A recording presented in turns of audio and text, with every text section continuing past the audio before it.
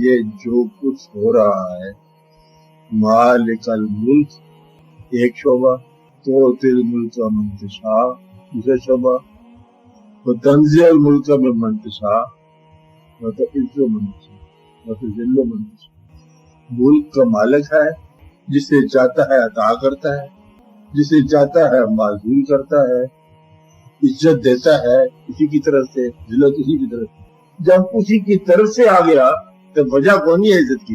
राज आगे रुकता है कि वो कहता है इज्जत मैं देता हूं, तो फिर इज्जत की वजह दरियाफ्त न करो।